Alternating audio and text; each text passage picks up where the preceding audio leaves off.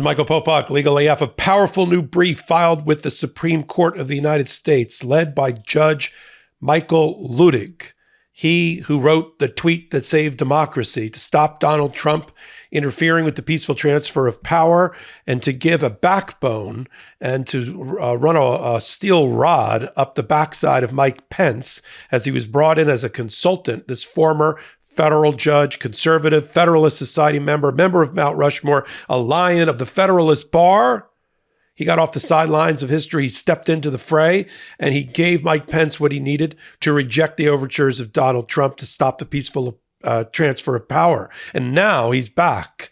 Judge Luttig, who will be a guest of mine right after the Supreme Court holds oral argument on the 14th Amendment, Section 3 disqualification and banning Donald Trump from the ballot, as an insurrectionist, as someone who engaged in insurrection and rebellion against the Constitution of the United States because of his failure and his refusal and his overt acts to stop the peaceful transfer of power, which culminated on the attack on the Capitol. But it's every aspect, as outlined by the Jan 6 committee, every aspect, every link in the chain that led Donald Trump to try to interfere with the peaceful transfer of power. And there's another social media posting today by Judge Luttig, which I want to start the hot take with, and I'm going to end it with the brief. And the sections of the brief, I am sure, have Judge Luttig's fingerprints all over them, that are a powerful, and should resound with and vibrate with the members of the United States Supreme Court, including those that call Judge Luttig their colleague. Some of them clerked for him. Some of them have clerks that clerked for him. And that's when he speaks, people listen. Here's what he had to say today in a social media posting, which is a great segue into my hot take and my analysis. As with many tragedies, fiction and non, the former president wrote the story of his own disqualification. On January 6, 2021, he engaged in an insurrection or rebellion against the Constitution of the United States by attempting to cling to power after the American people had divested him of his presidential powers and vested the powers of the presidency in his rightful successor, President Joe Biden. That's not some Democratic partisan hack who wrote that, as Donald Trump likes to call any judge or prosecutor that's against him. That was Judge Michael Luttig today about the brief and about the circumstances that compelled him to write, along with 20 other people, a powerful amicus brief to the United States Supreme Court, urging the Supreme Court to disqualify Donald Trump from office and find that the 14th Amendment, Section 3, passed along with other series of amendments coming out of the Civil War era and the Civil War age and the people of that age, to make sure we would not have another insurrection and rebellion again, right? Powerful words from a period of our history, right? In which those words in their textualist, originalist approach to reading the Constitution that the right wing on the Supreme Court constantly talks about as being their touchstone. Well, then Judge Luttig and others, including 25 American Civil War historians, have all told the Supreme Court the exact same thing, which is listen when the people of the Civil War speak to you and put into and bake into the United States Constitution and several amendments that were passed to protect newly freed slaves, now Black Americans, and tried to prevent the next insurrection and rebellion. Those words matter. Don't try to narrowly interpret them. Don't do it in a way that's so constrained and cabined that it doesn't achieve the ultimate goal of the people of that period and what they were trying to accomplish. It's a unique period in time. And those amendments, 12, 13, 14, that all came out of that era, 15, are all coming out of from a Civil War people that are speaking to us today in the way that they wrote it.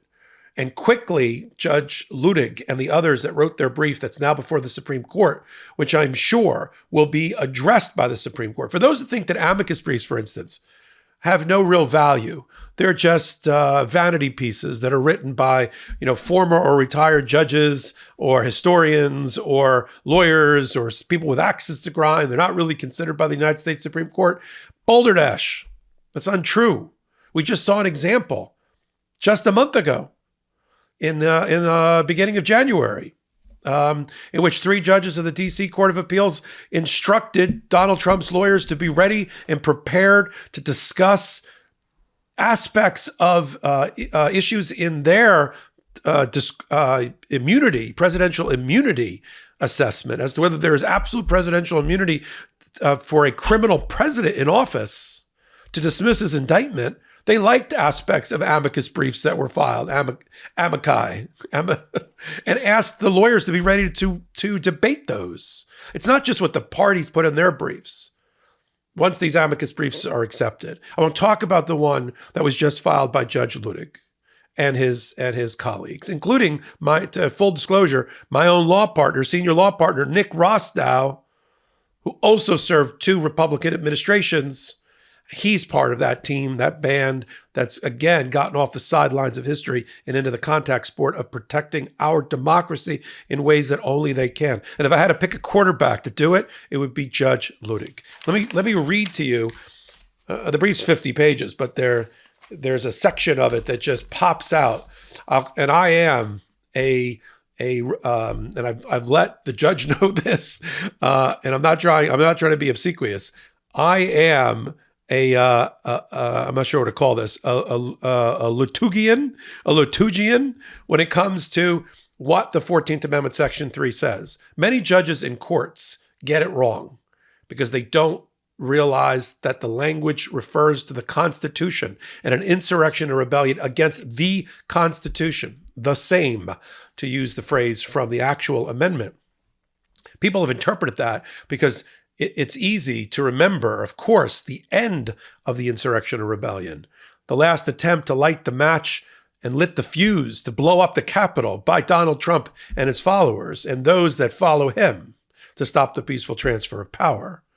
But that is not the insurrection or rebellion. That's an element of it. That's a tactic of it. But the strategy is what Judge Luttig and others address. It's the entirety of it, as outlined eloquently by the Jan 6 committee. It's everything. It's the pressuring state officials, local officials, election officials, elected officials, Vice President Pence creating the fake electors in the battleground states. It's all of that. It's the perfect phone call to find 11,780 votes in Georgia. It's the phone calls to the others, the speakers of the House of other state houses, to get them to hold these bogus hearings. It's the 60 lawsuits that all lost, all under the control and leadership of Donald Trump, who was the commander-in-chief of his own insurrection, of his own rebellion against the Constitution. All of that put together. And when all else failed, burn down the Capitol, hunt for elected officials that they could find inside, stop the peaceful transfer of power. That's all part of it. Oh, I'm always on the lookout for immune strength during cold and flu season. And I just discovered an incredible product, Armra Colostrum. Now my immune health has never been stronger. I recently began using Armra Colostrum because I needed something to help strengthen my gut barrier, protecting against toxins, chemicals, and pollutants that drive inflammation. Colostrum is the first nutrition we receive in life and is an exclusive source of all the essential nutrients we need in order to thrive. Armra Colostrum is sustainably sourced. It is a proprietary concentrate of bovine colostrum that harnesses over 400 functional nutrients to strengthen your immune barriers, your body's inside suit of armor, and first line of defense against harmful particles from the environment that can trigger inflammation and make you sick. Armra Colostrum strengthens immunity, ignites metabolism, fortifies gut health, promotes hair growth and skin radiance, and powers fitness performance and recovery. Armra Colostrum strengthens all 4 layers of your gut wall, where 80% of your immune cells are housed. When the immune barriers of your gut are compromised, you're left vulnerable. The body's gut wall system is your critical line of defense against particles from the environment that can make you sick. Armra Colostrum strengthens all 4 layers of the gut wall system naturally, optimizing your microbiome, fortifying your gut wall architecture, and replenishing your army of immune cells, securing your highest integrity gut health and immune defense. It's a rich, exclusive source of immunoglobulins that optimize your immune defense during cold and flu season. Listen, I take 3 to 4 scoops of armor colostrum a day, and I increase it as desired for amplified defense. As a whole food, there's no such thing as too much. We've worked out a special offer for my audience. Receive 15% off your first order. Go to tryarmra.com/legalaf or enter legalaf to get 15% off your first order. That's tryarmra.com/legalaf. Let me read to you from Section 2, which is what I'm going to focus on this hot take, of the amicus brief just filed and signed by Judge Ludig and others, including, as I said, my law partner. Starting on page 19, Roman numeral 2, the fair meaning of Section 3 disqualifies former President Trump. He's speaking here, they're speaking here to the originalists, the textualists. Like a lot of Democrats like me like to think that's a dirty word, because we see the Constitution as a living, breathing document, not a brittle piece of parchment from the past where we have to think, well, what did the founding fathers think? What did the framers of the Constitution think about abortion? What did they think about gun control, right? But I'm not from the school of dead hand control. But if we're going to use dead hand control, and we're going to take a time machine back to the past to learn what the people of that era, the Civil War era, meant when they wrote something down, and they meant what it said without an owner's manual, an operator manual. Doesn't say go back to Congress to disqualify Donald Trump. It says anyone who engages in insurrection or rebellion against the Constitution shall not hold office again. If they took an oath to support the Constitution, Donald Trump took an oath to support the Constitution. He's, well, my oath said defend, protect, and preserve. Same thing. Those are all analogous words to support. You know, I'm not an officer under the United States. Yeah, you're the president of the United States. You're a federal officer. You told the federal court you were a federal officer when you were trying to remove your Stormy Daniels hush money cover-up case to federal court. And Judge Hellerstein told you, well, you're a federal officer. Your badge, your employee badge number 1 in the federal officers. Now he's suddenly not a federal officer. The only one that wouldn't be, as if the people that drafted the 14th Amendment, who were coming just out of the Civil War restoration period, just had Jefferson Davis in the same year being prosecuted, right, for insurrection because he left the Union and became the president of the counter-programming unit of the Confederacy. They were dealing with that in real time. It's not just old-timey analysis. Isn't it interesting? Thinking about the funny hats that they wore back then. I saw Lincoln. Forget that. We're talking about a message to the future embedded in the language and the text of the Constitution. Let me read from the Ludig brief, which I like to call, or at least a section of it, that I believe he wrote or helped write. Section 3 must be accorded its fair meaning, not a narrow construction. The textualist touchstone is to give every constitutional provision its fair meaning, citing to Antonin Scalia, along with Brian Gardner reading law. A narrow construction to promote judicial restraint is just as bad as any unreasonably enlarged construction. Scalia and Gardner approvingly quote Justice Story that it is forbidden to narrowly construe a constitutional provision as if it were subversive of the great interests of society or derogated from the inherent sovereignty of the people. Who is this brief talking to right now? The originalist and textualist on the right wing of the Supreme Court. And it powerfully resonates because it's coming off the pen of Judge Ludig. The duty to use fair meaning is especially compelling for Section 3 of the 14th Amendment for 2 reasons, the brief continues. First, Section 3 has life only because it applies fully to those who violate its terms and still retain or regain enough popularity, potentially to be elected or be appointed by elected officials. Section 3 would be a dead letter if the court refused to apply it because an insurrectionist had popularity with large numbers of voters. Just as it is not the role of the court to pronounce the Second Amendment extinct, it is not the role of this court to render Section 3 extinct. This is the brief hitting the Supreme Court where it lives. You're going to uphold the Second Amendment and say you can only regulate things that were being regulated at the time that it was passed or things like that. You got to do the same thing here to be intellectually honest, don't you? Don't you?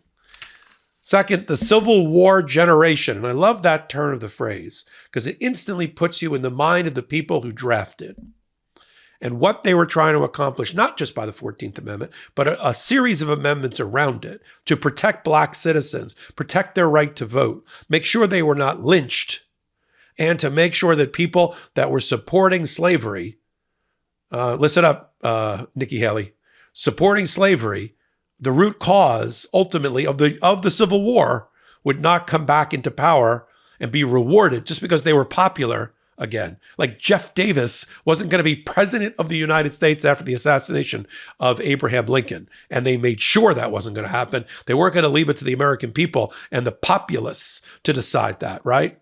They were going to bake it into an amendment to the United States Constitution, which is a big AFing deal. I'll put it that way. As they said here, the Civil War generation recognized that what started as an insurrection in a single state, the succession of South Carolina in December 1860, had metastasized into a civil war. More than 620,000 soldiers lost their lives in 4 years, citing to Professor McPherson of Princeton, who filed his own brief in favor of banning and barring Donald Trump from the ballot.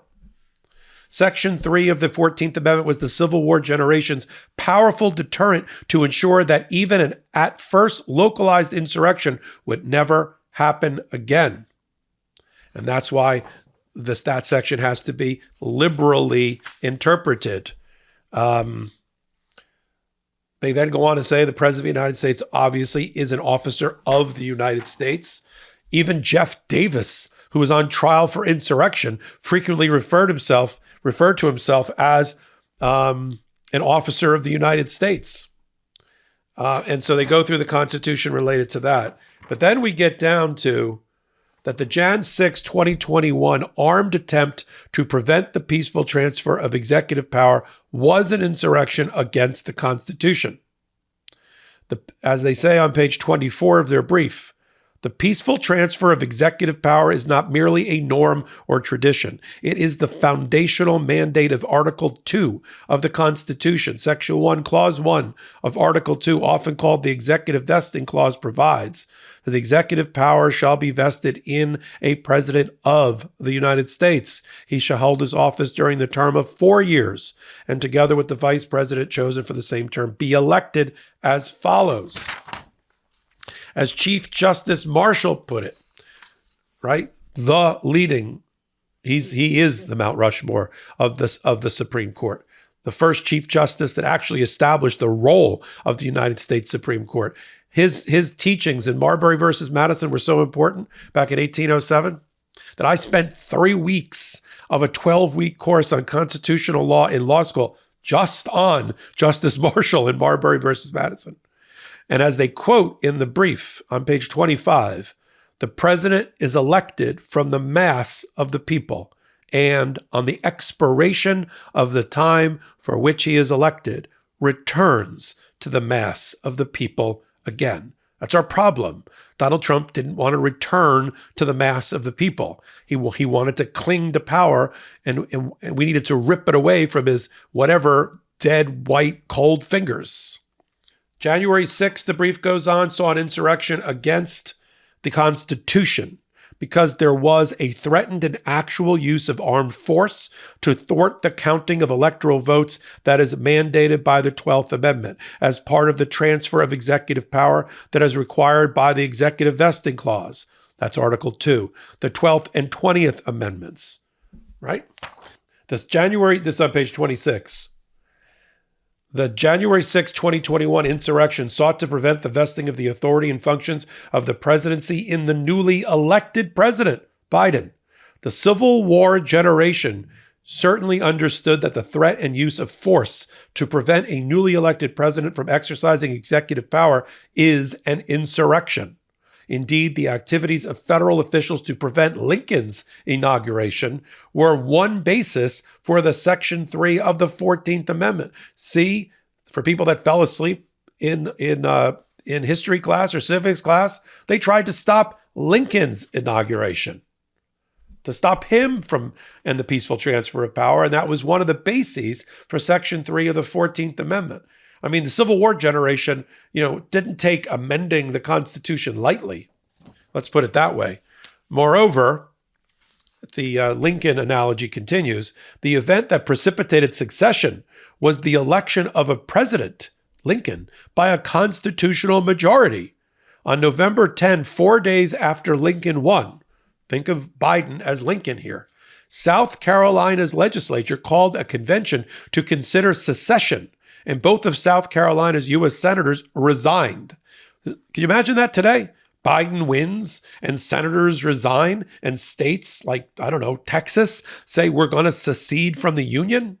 That insurrection was 20 days before the next state seceded and 10 days before South Carolinians seized the federal arsenal at Charleston. The South Carolina's Convention declaration of the immediate cause which induce and justify the succession of South Carolina from the federal union objected to the election of a man to the high office of President of the United States, talking about Lincoln, whose opinions and purposes are hostile to slavery. He is to be entrusted with the administration of the common government because he has declared that the government cannot endure permanently half slave, half free. And the public mind must rest in the belief that slavery is the course of ultimate extinction. Ironic that Nikki Haley, who is the governor of South Carolina, doesn't know her South Carolina history about slavery being the cause of her own state's succession. And the brief goes on. And my favorite ending of it is on page 31 of this particular section, in which they say, led by Judge Ludig, ultimately, this case of Donald Trump has a virtual confession. On December 3rd, 2022, Trump posted that his unfounded accusation of widespread election fraud allows for the termination of all rules, regulations, and articles, even those found in the Constitution. He had said much the same in his January 6, 2021 speech on the ellipse. Quote, when you catch somebody in a fraud, you're allowed to go by different rules. Trump deliberately tried to break the Constitution, the brief continues, to incite threatened and actual armed force to prevent the peaceful transfer of executive power mandated by the Executive Vesting Clause and the 12th and 20th Amendments. That constituted engaging in an insurrection against the Constitution. Signed respectfully, Judge Ludig, and about 20 other people, including my partner, Nick Rostow. I'm going to have the honor and the great distinction for the MeidasTouch Network and for Legal AF to interview Judge Ludig the day after the Supreme Court hears oral argument on this case. There's still more briefing to be done, but the oral argument is going to be on the 8th of February. We'll talk to Judge Ludig a day or so after that and bring it to you one place, the MeidasTouch Network, 2 million strong MeidasTouch Network. So until my next hot take, until my next Legal AF, Wednesdays and Saturdays, 8 p.m. Eastern Time on the MeidasTouch Network and then on audio podcast platforms of your choice. This is Michael Popok, Legal AF, reporting. Love this video? Make sure you stay up to date on the latest breaking news and all things Meidas by signing up to the MeidasTouch newsletter at MeidasTouch.com/newsletter.